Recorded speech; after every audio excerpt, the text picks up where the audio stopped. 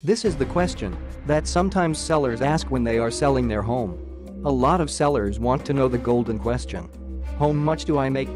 We are going to answer a few questions that sometimes people have when it comes to selling their home. How much will I get when I sell my house? Answer: selling a house can be a time-consuming process. However, when you have the right procedures and the right team in place, it can make a big difference and ease your stress level when you are selling your home. A variety of factors determines housing value. They include property location, if the home is ready for relocation or has recent upgrades, inspection reports, and comparable properties in the neighborhood, appraisal value, proximity to infrastructure, and the economic indicators. How much will I get when I sell my house? Remember, property values are different from state to state. Each state is different. But remember, values are determined when the buyer decides to make an offer price on the house and the seller accepts the price. Or normally when a seller counters the buyer's offer and the buyer accepts the seller's price. That's what truly determines the value of what the house is.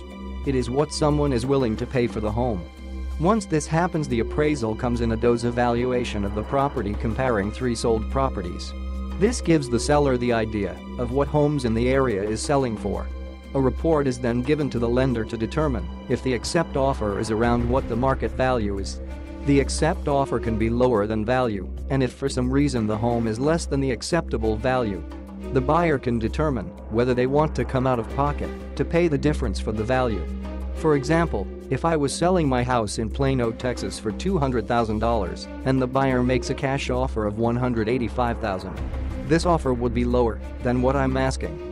If we hire an appraisal and the appraisal says $200,000, then it's below the appraisal and not over the appraised value, so the offer price is fine if I accept the offer at that price.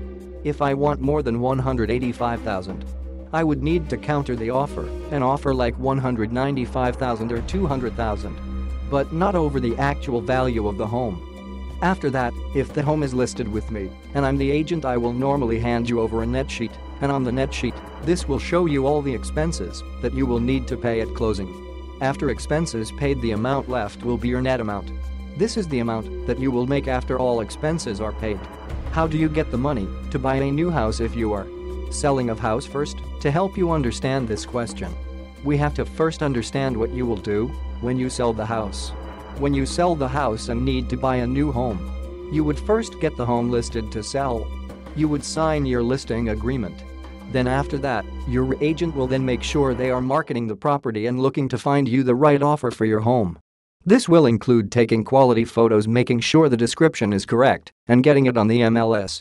After this, once we have a buyer and you negotiated the closing date, we will search for your new home. We will make the offer on the new home contingent on the sale of your current home.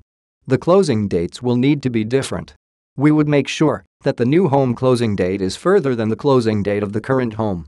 Once you close on the current home, if you own it free and clear, we will then use the money from that home and close on the new home. If you are getting a mortgage, once we clear out the old mortgage, you should be able to qualify for the new loan and close on the home you made an offer on. It is always advisable to secure the loan before selling your house first. Best ways to sell your home with no equity. If you are faced with no equity and you need to sell your home, then there are still some ways to get the home sold. One way to sell your home would be to find out how much the difference would be if you were to list the home. The difference would be an out-of-pocket expense to the seller. So you would have to pay the difference at closing. For example, if you were to sell your home in Carrollton, TX for around $250,000, and that's what you owed to the mortgage company, and the expense to sell the home is $10,000, then you would have to pay $260,000. The buyer would buy the house at $250,000. And then you would have to pay the $10,000 at closing. The home is sold, your loan is paid off, and this doesn't affect your credit because you paid the mortgage in full. However, you will still have to come to the closing with $10,000 to close on the home. Another way to sell with no equity is to see if you can ask your mortgage company how the qualifying assumable works. When you have a qualifying assumable mortgage, the person would have to then make sure they qualified to take over the mortgage. If the person does qualify, then the person will have to fill out the qualify assumable package. If the person is approved, this will release you from the obligation of the loan. Very important to know right here. That means you are not responsible for the mortgage payments. The new person is now responsible. This normally works when the rates are higher than the current rates in the market.